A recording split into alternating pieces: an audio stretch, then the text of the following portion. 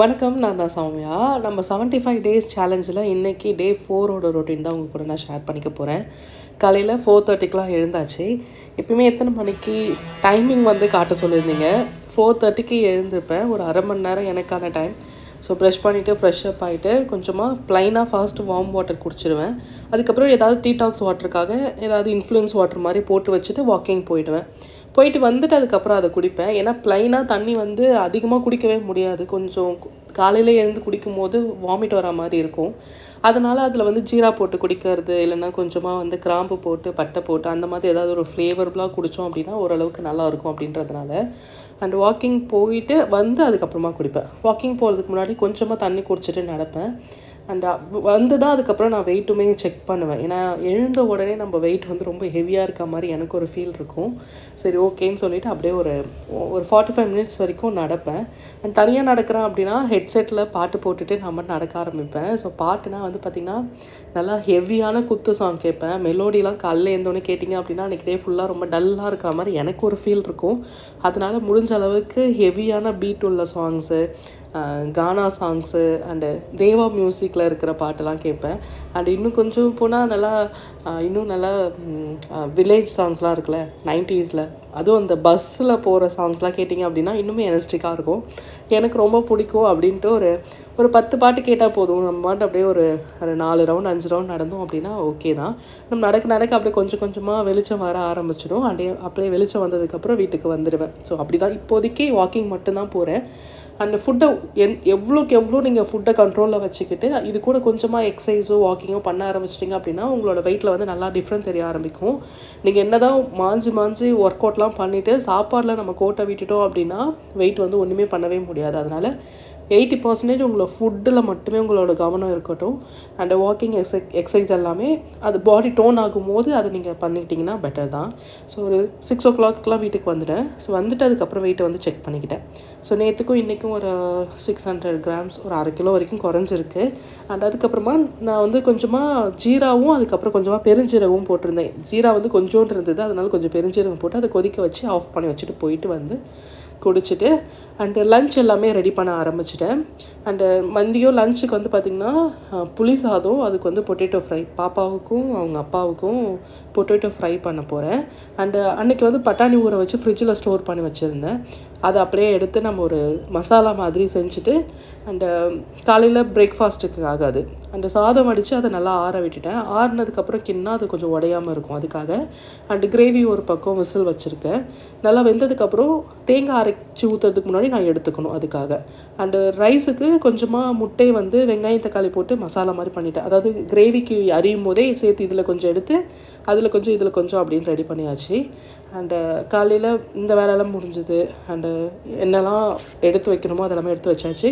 Cook பண்ணி முடிச்சுட்டு அதுக்கப்புறமா வந்து தோசை ஊற்றி கொடுத்துட்டோம் அப்படின்னா அன்றைக்கான ரொட்டீன் முடிஞ்சிருச்சு. மதியம் லஞ்சுக்கு மட்டும் நான் என்ன பண்ணேன்னா 3 எக்கு பாயில் பண்ணி வச்சுருக்கேன். அது கூட வந்து அந்த பட்டாணி அண்ட் கொஞ்சமாக ரைஸ் அப்படின்ட்டு பிளான் பண்ணியிருக்கேன். ஸோ மிச்சம் எல்லாம் குக் பண்ண வெசல்ஸ் எல்லாத்தையும் வாஷ் பண்ணி வச்சுட்டோம் அப்படின்னா ஆல்மோஸ்ட் பிரேக்ஃபாஸ்ட் அண்ட் லன்ச் ரெண்டுமே நான் கவர் பண்ணிட்டேன். டைம் பார்த்திங்கன்னா ஆல்மோஸ்ட் ஒரு 8:30 to 9 o'clock தான் இருக்கும். அப்போவே ரெடி பண்ணி வச்சுட்டேன். ஸோ அவ்வளோதான். அண்ட் அதுக்கப்புறமா இப்போ நம்ம ஃபேஸில் என்னெல்லாம் வித்தியாசம் இருக்குது ஃபஸ்ட்டு டேக்கும் இதுக்கும் அப்படின்னு பார்த்திங்கன்னா புதுசாக ஒரே ஒரு பிம்பிள்ஸ் மட்டும் தான் வந்திருக்கு. முன்னாடிலாம் நைட்டு சாப்பிட்டேன் அப்படின்னா மறுநாள் காலையில் நிறையா வந்து பிம்பிள்ஸ் இருக்கிற மாதிரி இருக்கும். இப்போ அதெல்லாம் எதுவுமே இல்லை. என்னோடது வந்து கம்ப்ளீட்டாக ஆயிலி ஸ்கின். அதே மாதிரி புதுசாக ஏதாவது ஒரு ப்ராடக்ட் யூஸ் பண்ணேன் அப்படின்னா உடனே ஃபேஸில் வந்து நிறையா பொறியாக வந்துடும். ஸோ அதனால் அது என்ன டைப்னு எனக்கே கண்டுபிடிக்கவே முடியல. கிச்சன் வேலை எல்லாமே கம்ப்ளீட்டாக ரெடி ஆகிடுச்சு. அண்டு தேங்காய் அண்டு கேஷ்யூ நட் அரைச்சி ஊற்றி ஒரு பச்சை பட்டாணியில் கிரேவி மாதிரி வச்சுருக்கேன் காலையில் பிரேக்ஃபாஸ்ட்டுக்கு. அண்டு எனக்கு கொஞ்சமாக வந்து அந்த மசாலாவை தனியாக எடுத்து வச்சுக்கிட்டேன். நீங்கள் தனியாக குக் பண்ண முடியலன்னும் போது இந்த மாதிரி பிளான் பண்ணிட்டீங்கன்னா பெட்டர். அண்டு 3 எக் எடுத்திருக்கேன். அண்ட் அவங்களுக்கு எக் மசாலா, அது கூட வந்து பொட்டேட்டோ ஃப்ரை அண்டு தோசை வந்து ரெடி ஆகிட்டே இருக்குது. சாதம் ரெடி பண்ணி ஒரு பக்கம் வச்சாச்சு. அவ்வளோதான். ஸோ ஆனால் வெசல்ஸ் மட்டும் வாஷ் பண்ண முடியல. ரொம்ப நேரம் நின்றுட்டு இருந்ததுனால கால் வலிக்கிற மாதிரி இருந்துச்சு. அதுக்கப்புறம் நான் வச்சுட்டு வெளியே போயிட்டேன். நான் போயிட்டு வரதுக்குள்ளே அம்மா எல்லாத்தையுமே க்ளீன் பண்ணி வச்சுட்டாங்க. எனக்கு வந்து மோஸ்ட் ஆஃப் வந்து வேலை சொல்ல மாட்டேன், செய்யுங்கெல்லாம் சொல்ல மாட்டேன். அவங்களே அதை பண்ணி வச்சுட்டு போயிடுவாங்க. வெயிட் கொஞ்சம் இல்லை, ஹெவியாக இருக்குல்ல, அதனால ரொம்ப நேரம் கிச்சனில் நின்றுட்டே இருந்தோம் அப்படின்னா இப்போ காலையில் 4:30க்கு எழுந்திருக்கிறேன்.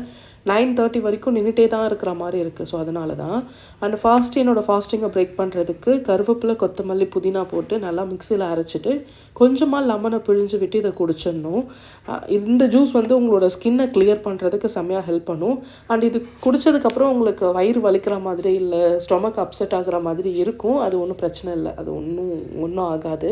அண்ட் வயிறு 2-3 தடவை க்ளீன் ஆச்சுன்னா பெட்டர் தான். ஸோ இது குடிச்சு முடிச்சதுக்கப்புறமா நான் பிரேக்ஃபாஸ்ட் சாப்பிடணுன்றதையே மறந்தாச்சு.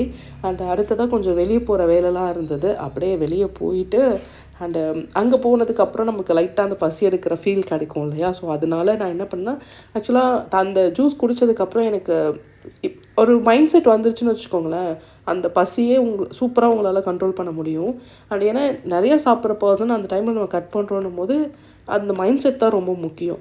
அண்ட் லைட்டாக பசிக்குது அப்படின்னு சொன்னதுனால ஓகே ஒரே ஒரு இளநீர் மட்டும் குடிச்சிடலாம் சொல்லிவிட்டு கொஞ்சமாக அந்த தேங்காய் இருக்கிற மாதிரி பார்த்து வாங்கியாச்சு. ஸோ கிளைமேட் வந்து திடீர்னு சேஞ்ச் ஆக ஆரம்பிச்சிது. அண்டு என்னன்னு தெரியல, ஸோ திடீர்னு கோல்டாக இருக்குது அண்டு திடீர்னு ஃபீவர் அடிக்கிற மாதிரி இருக்குது. ஆனால் என்ன ஆனாலும் சரி கொஞ்சம் உடம்பை பார்த்துக்கிட்டு அப்படியே இதை விடக்கூடாதுன்ற மைண்ட் செட் மட்டும் இருந்துச்சு. அண்ட் இது குடிச்சு முடிச்சுட்டு அப்புறம் பாப்பாவுக்கு கொஞ்சமாக ஸ்நாக்ஸ் வாங்குறதுக்காக போயிருந்தோம். ஸோ அவளுக்கு வந்து ப்ரெட்டு பிடிக்கும் அப்படின்றதுனால ஹாட் ப்ரெட் போனேன். ஸோ அங்கே என்னோடய ஃபேவரட்டான ப்ரௌனிலாம் இருந்தது. அண்ட் பாப்பாவுக்கு வாங்கிட்டு வரும்போது நமக்கு அந்த டெம்ட் ஆகும்னு சொல்லுவோம்ல, ஸோ அதெல்லாம் எனக்கு சுத்தமாக ஆகவே இல்லை. ஸோ அதுக்காகவே தான் நான் அதெல்லாம் போய் வாங்கினேன். ஸோ நம்ம எந்த அளவுக்கு நம்மளை கண்ட்ரோல் பண்ணுறோன்றது இதில் அழகாக தெரிஞ்சுது. ஸோ அவளுக்கு பிடிச்சது மட்டும் வாங்கிட்டு அதுக்கப்புறம் வந்து மதியம் லஞ்சு தான் டேரெக்டாக எடுத்துக்கிட்டேன்.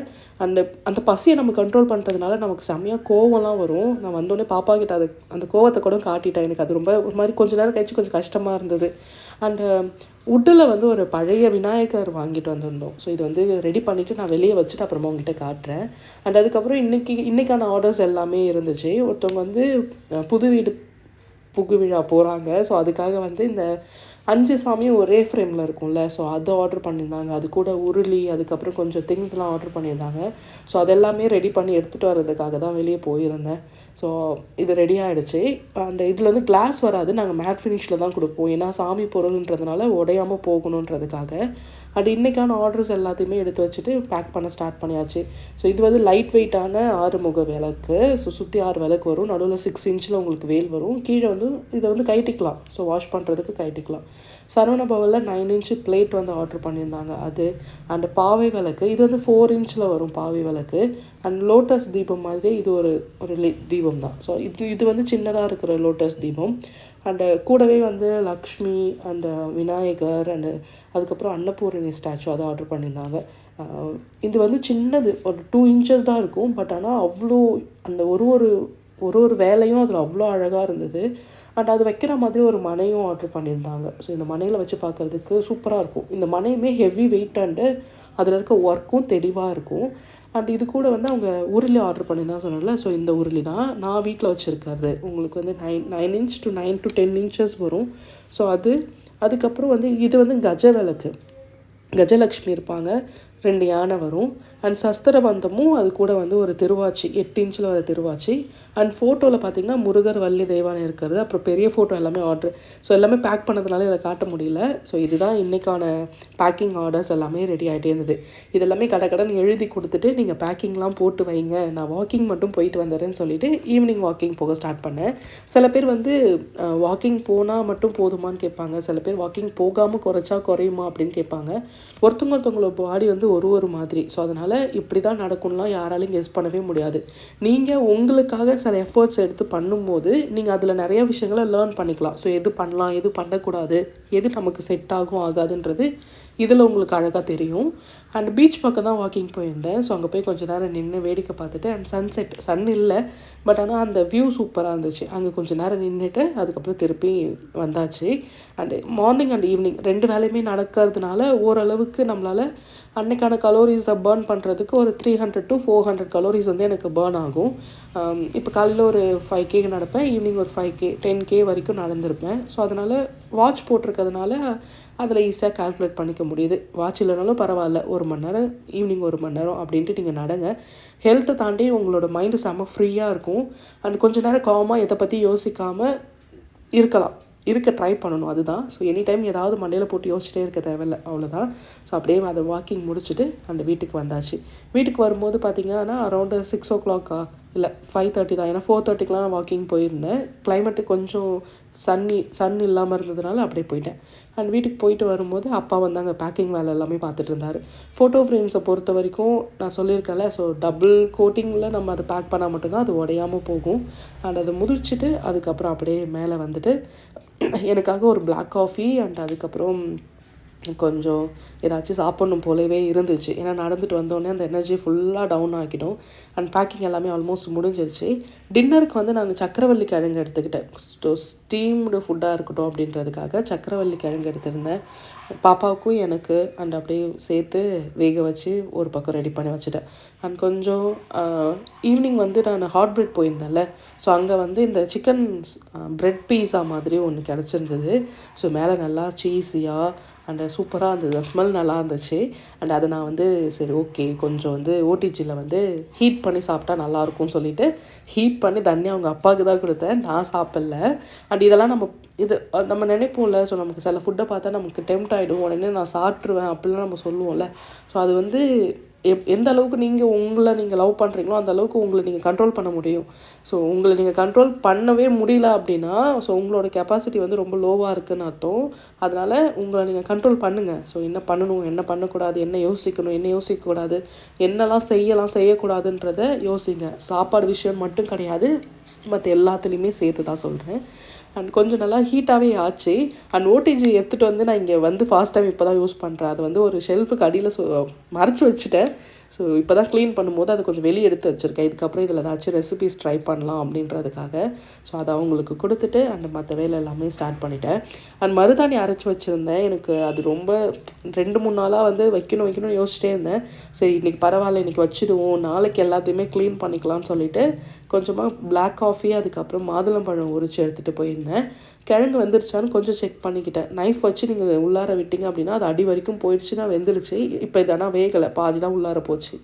அண்ட் கொஞ்சமாக சீட்ஸ் ஆட் பண்ணி நான் வந்து மாதுளம்பழமும் ஒரு பிளாக் காஃபி, சுகர் எதுவும் இல்லாமல் கொஞ்ச நேரம் அப்படியே ஃபோன்லாம் பார்க்காம டிவி பார்த்துக்கிட்டு உட்காந்துட்டு இருந்தேன். ஸோ இது குடிச்சு முடித்த பிறகு எனக்கு ஓரளவுக்கு வயிறு ரொம்ப ஃபில்லிங்காக இருந்த மாதிரி இருந்துச்சு. சரி ஓகே சும்மா ஒரே ஒரு கிழங்கு மட்டும் எடுத்துக்கலான்னு ஒன்று மட்டும் எடுத்துக்கிட்டேன். அண்ட் உட்காந்து மருதாணி விட்டுருந்தேன். ஸோ மருதாணி விடும்போது நான் வந்து செலோ டேப் போட்டிருந்தேன். ஸோ அந்த செலோ டேப் போட்டோம் அப்படின்னா அந்த அந்த இடம் வந்து கரெக்டாக அழகாக வரும் அப்படின்றதுக்காக அதை ஒட்டியிருக்கேன். நான் அது நாளைக்கு காட்டுறேன். ஸோ அது எந்த அளவுக்கு அழகாக வந்திருக்கு அப்படின்ட்டு. ஏன்னா நம்ம கையால் வைக்கும்போது அன்ஈவனாக இருக்கும் அந்த ஷேப்பு. பட் ஆனால் செலோ டேப் போட்டோம் அப்படின்னா அழகாக வந்துடும். ஈவினிங் வந்து தனியாக அவங்க அப்பாவை கொரியர் போட அனுப்பிட்டு அதுக்கப்புறம் என்னோடய வேலை எல்லாமே பண்ணிகிட்டு இருந்தேன். ஸோ நேற்றுக்கும் இன்றைக்கும் ஒரு 750 கிராம்ஸ் வரைக்கும் வெயிட் வந்து டிஃப்ரென்ஸ் இருக்குது. ஸோ அதை நோட் பண்ணி வச்சுக்கிட்டு நான் என்னெல்லாம் பண்ணேன், என்னெல்லாம் எழுதி வச்சுக்கிட்டேன். ஸோ இந்த நோட் பண்ணுறது உண்மையாகவே ரொம்ப ரொம்ப நல்லது. அண்ட் எழுந்துறது அண்ட் என்ன மிஸ்டேக் பண்ணியிருக்கேன், அன்றைக்கி டே எப்படி போச்சு அப்படின்றது எல்லாமே நோட் பண்ணி வச்சுருக்கேன். அண்ட் அவ்வளோதான். இன்றைக்கான விலாக் உங்களுக்கு கண்டிப்பாக பிடிச்சிருக்கும்னு நினைக்கிறேன். ஸோ நாளைக்கு வேறு ஒரு விலாகில் கண்டிப்பாக உங்களை நான் மீட் பண்ணுறேன். தென் ஸோ கண்டிப்பாக சேனலை ஃபாலோ பண்ணிக்கோங்க. And bye, take care.